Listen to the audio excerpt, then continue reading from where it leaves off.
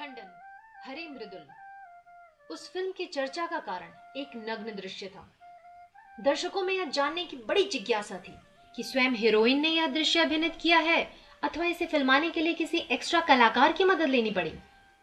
इस मामले में असमंजस की स्थिति बनी हुई थी कि पत्र पत्रिकाओं ने घोषित कर दिया कि यह सीन एक एक्स्ट्रा कलाकार ने मोटी रकम लेकर किया है। दृश्य मदमस्त कर देने वाला था। संभावना थी कि वह एक्स्ट्रा कलाकार अगर सामने आ जाए तो उसे बिना किसी संघर्ष के 8-10 फिल्में बतौर हीरोइन आसानी से मिल सकती है। अगले ही दिन फिल्म की हीरोइन ने प्रेस कॉन्फ्रेंस का आयोजन कर डाला। उसने बकायदा सबूतों के साथ सिद्ध कर दिया कि वह चर्चित दृश्य उसी ने किया है। किसी एक्स्ट्रा कलाकार की मदद नहीं ली गई।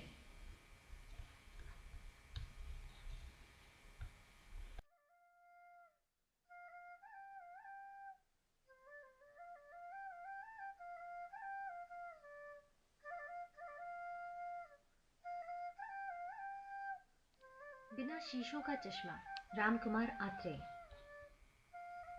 उस दिन गांधी जयंती थी। स्कूल में धूमधाम से मनाई जानी थी। गांधी जी की मूर्ति की जरूरत पड़ी तो इसे स्कूल के कबाड़ खाने में ढूंढा गया।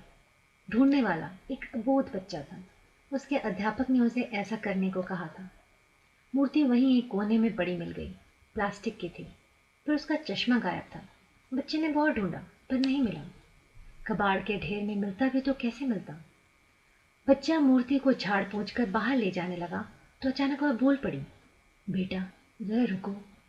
बच्चा रुक गया। बोला, कहिए बापू, क्या कहना है। बच्चे के लिए वह मूर्ति मूर्ति नहीं, बापू गांधी ही थे। बेटा, मेरा चश्मा नहीं है, ऐसे में मैं कैसे देख पाऊंगा। वैसे भी मैं चश्मे के बिना मैं लोगों को किसी जोकर जैसा नजर आऊंगा। मेरा अपमान ना कराओ बेटा, पहले कोई चश्मा ले आओ कहीं से। मूर्ति का स्वर अनुरोध भरा था। ठीक है बापूजी, मैं अपने दादाजी का चश्मा ले आता हूँ। लेकिन बापू, उस चश्मे में शीशे नहीं है। दादाजी के हाथों से छूटकर एक दिन पत्थर पर गिर गया था। शीशे टूट गए थे। तब से वे बिना शीशे वाले चश्मे लगाए रहते हैं। बच्चे ने बापू की मूर्ति को बताया। मूर्ति हंसने लगी। उसकी हंसी किसी बच्चे जैसी निर्मल थी। कहने लगी, फिर तुम्हारे दादाजी उस चश्मे से देखते कैसे होंगे। देखेंगे कैसे, वे तो अंधे हैं। अंधे हैं तो फिर उन्हें चश्मा लगाने की क्या जरूरत है। आश्चर्यचकित मूर्ति के मुंह से निकला। अंधे होने से पहले ही दादाजी चश्मा लगाया करते थे। बाद में अंधा होने पर भी उन्होंने चश्मा नहीं उतारा। जब हमने इसका कारण पूछा तो उन्होंने बताया कि चोर लुटेरों को यह बात थोड़े ही मालूम है कि वे अंधे हैं। घर वाले दिन में खेत में काम करने चले जाते हैं तो वे दरवाजे के पास चारपाई पर बैठे रहते हैं। लोग समझते हैं कि वे देख रहे हैं, इसलिए घर में कोई नहीं घुसता है। हम लोगों ने यह बात किसी को भी नहीं बताई। चश्मे को हाथ लगाकर तो यह तो देखने से कोई रहा कि वहाँ शीशे हैं या नहीं। बच्चे ने सब कुछ सच सच बता दिया। इस पर मूर्ति ने तुरंत कहा, बेटा बस, मुझे तो उसी चश्मे की जरूरत है। आज के लिए मांग लाओ अपने दादाजी से। अच्छा है, मैं भी अपने नाम पर होने वाले पाखंडपूर्ण नाटक को नहीं देख पाऊंगा। कहने की जरूरत नहीं कि बच्चे ने अपने घर से उस चश्मे को लाकर मूर्ति को पहना दिया।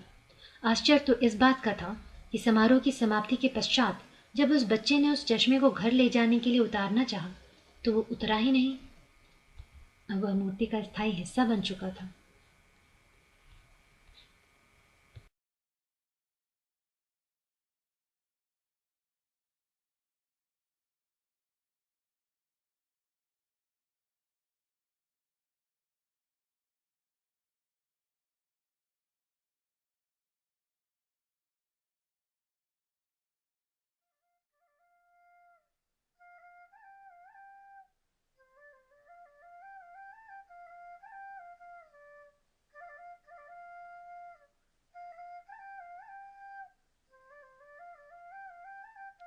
ये कैसी डगर है।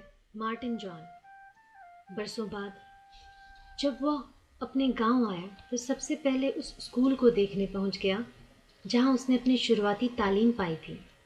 स्कूल के करीब पहुंचते ही उसके कानों में उसी गीत के बोल टकराए जिसे वह सांस्कृतिक कक्षा में प्रतिदिन हेडमास्टर के स्वर में स्वर मिलाकर समस्त छात्रों के साथ गाया करता था। इंसाफ की डगर पे बच्चों दिखाओ चल के, ये देश है तुम्हारा, नेता तुम ही हो कल के। उसे हैरत हुई, हेडमास्टर साहब अभी भी इसी गीत का गायन बरकरार रखे हुए हैं। उसे हेडमास्टर से मिलने की तीव्र इच्छा हुई। समूह गीत का गायन खत्म होते ही जा पहुंचा उनके कार्यालय में। परिचय देते ही वह उसे पहचान गए।